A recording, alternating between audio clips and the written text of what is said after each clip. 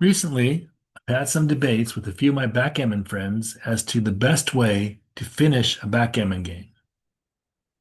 Specifically, a backgammon game that's turned into a straight race with no possible contact remaining.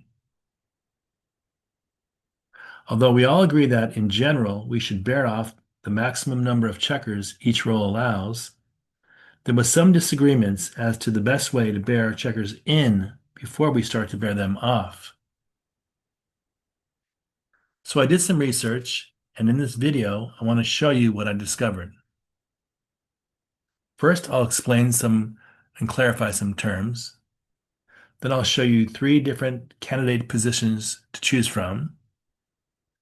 And then I'll show you what three top backgammon experts say about this concept. When we say we're bearing in, that means to bring a checker into our home board. In general, we have a lot of options as to how we move our checkers into our home board. So here, we're getting ready to bear in. When we talk about bearing off, that means to remove a checker from our board at the end of the game. And in general, the majority of our bearing off moves are dictated by the dice.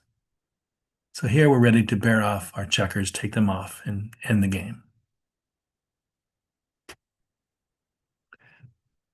Let's assume that each player started with a 6-5 twice at the beginning of the game, and both players moved their two back checkers from the 24 point to the 13 point. So now we have a tie game, 145 pips to 145 pips. We are now in a straight racing game. Let's call this position B2, BI, begin to bear in. So the question is, which board position should we aim for? Let's call this position either A, B, or C, B2, BO, begin to bear off, where we will start taking our checkers off the board.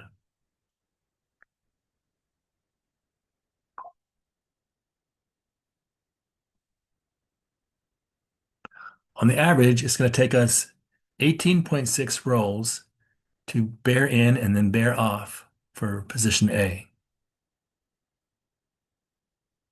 For position B, it's going to take us on the average about 19.45 rolls to bear in and then bear off. And for position C, it's going to take us about 21.1 rolls to bear in and then bear off. So we can see that position A gives us the most efficient and quickest way to bear in our checkers and then bear them off. So we should be shooting, and aiming for this triangle-like shape, which has been called the trice triangle. It's the ideal shape for bearing off and the most efficient bearing off structure. Let's see what three backgammon experts say about the trice triangle. Ed Rosenblum, in his book Conquering Backgammon, says Walter Trice identified a pattern to aim for as we bring our checkers home. It's called the trice triangle. Our goal is to bring 7 checkers to the 6 point, 5 checkers to the 5 point, and 3 checkers to the 4 point. Notice there are no checkers on the 1, 2, or 3 points. Checkers that miss from the higher points as we're rolling at the end here will naturally fill them in.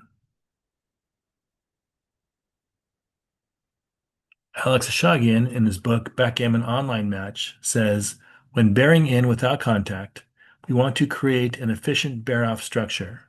We want to minimize wastage. Having many checkers on our high points, like the 4, 5, and 6 points, and a few checkers on our low points, the 1, 2, and 3 points, is efficient.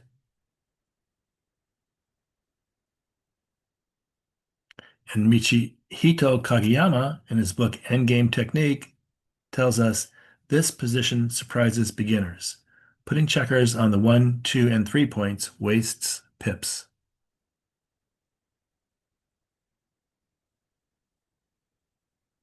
So remember, the trice triangle is the right triangle.